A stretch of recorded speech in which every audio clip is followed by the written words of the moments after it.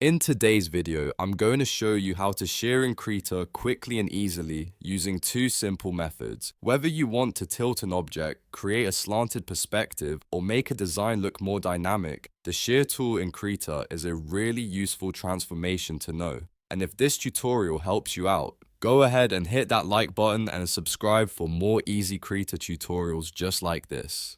Alright, let's jump right in. First, open Krita and select the layer or area that you want to skew. This is important because the shear effect will apply to whatever is currently selected, so make sure you're working on the right layer before you start.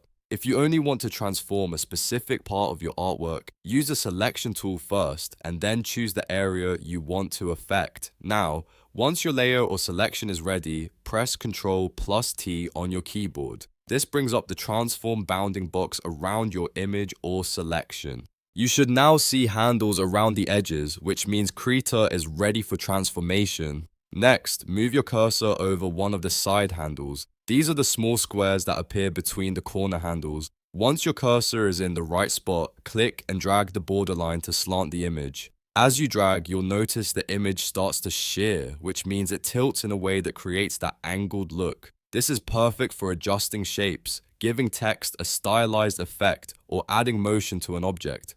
Take your time here and drag slowly so you can control the amount of shear more precisely. If you go too far, you can always undo and try again. The goal is to create a clean slant that matches the look you want. Now let's look at the alternative method, which gives you a more precise way to shear in Krita. On your screen, look for the Tool Options docker. If you don't see it, you may need to enable it from Krita's Dockers menu. Inside the Tool Options panel, make sure the mode is set to Shear. Once Shear mode is selected, look for the Shear X and Shear Y input fields at the bottom. These boxes let you enter exact numeric degree values, which is ideal if you want complete control over the direction and amount of tilt. Shear X will affect the horizontal slant, while Shear Y will affect the vertical slant. Type in your desired values carefully and watch the image update based on the numbers you enter. This is especially useful when you need consistent results across multiple elements, or when you want a very specific angle for a professional-looking design. After you've adjusted the shear, remember to confirm the transform if Krita hasn't already applied it.